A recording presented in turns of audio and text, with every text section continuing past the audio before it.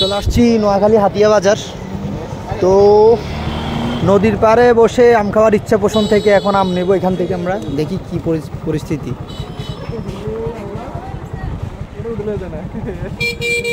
এই আতিক ভাই কোথায় আছেন? আপনি আছেন? বাদাম নিবেন না? দেখি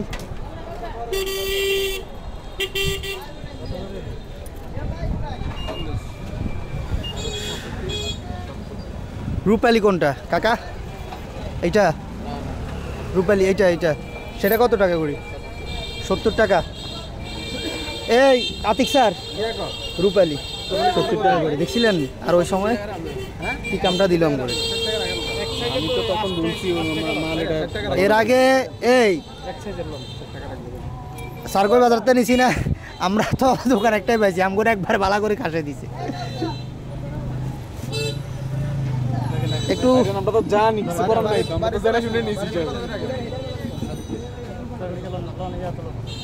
একটু ছোট ছোট দেখি নেন,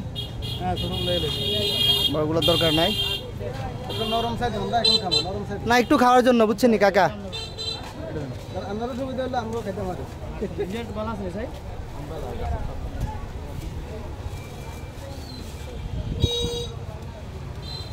বেশি না, 1 কেজি নেন।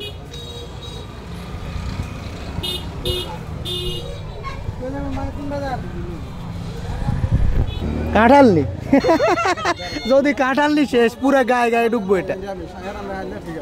এই আলী ভাই বাদাম দেখেন না?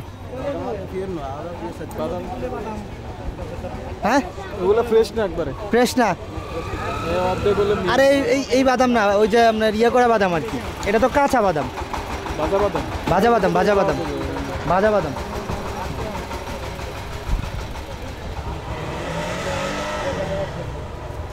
এমনিতে বাদাম দেখছিলেন কত টাকা করি? এখানে কত টাকা দেখছিলেন নাকি? দেখেন নাই? আমি দেখছি যে ঢাকা শহরে বাদাম একদম সস্তা, 10 টাকার বাদাম দিলে দেখি ও মাই গড খেয়ে শেষ করা যায় না।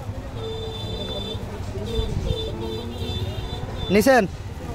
অবশেষে তাহলে সম্পূর্ণ হয়েছে।